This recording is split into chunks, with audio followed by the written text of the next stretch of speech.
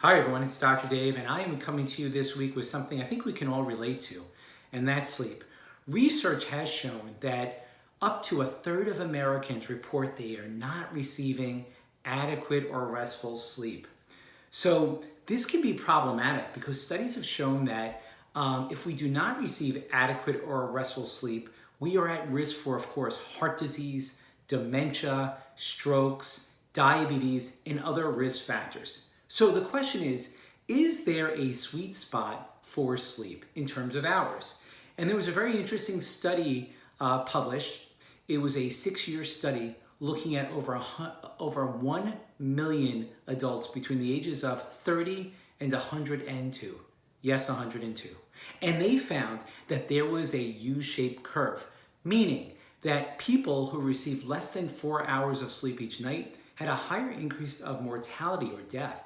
And people who received greater than 8 hours of sleep tended to have a higher mortality or death. So this is what we call a U-shaped curve. And there does appear to be a sweet spot for sleep between greater than 4 hours and less than 8 hours. Now, I just want to add this caveat. That doesn't mean if you need 9 hours of sleep a night or you only need 3 hours of sleep a night that you should feel bad about that. Everybody is different.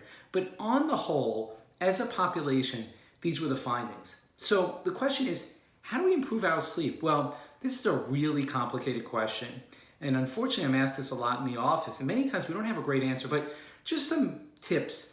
Number one, avoid caffeine late afternoon and evening. Number two, keep a pattern. This is something I find works for me. Try to go to sleep the same time each night, under the same conditions, the same temperature, and have a routine. Try to read a book. Reading has been very helpful when it comes to keeping people in a pattern or routine and promoting sleep. But I want to add a caveat that we should not be reading on our phones or a computer because the phones and computer do emit a wavelength of light that may interfere with sleep. Next, avoid alcohol. I know it's counterintuitive. We would think that a glass of wine at night might help us sleep, but studies have shown that this is not necessarily the case. Try to keep your room cool and dark. Studies have shown that this can also promote deeper and more restful sleep. Okay, everybody. One last thing. People ask me all the time about melatonin.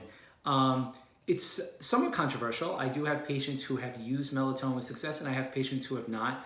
Definitely think you need to speak with your healthcare provider. I may consider creating a video on melatonin, but that remains to be seen.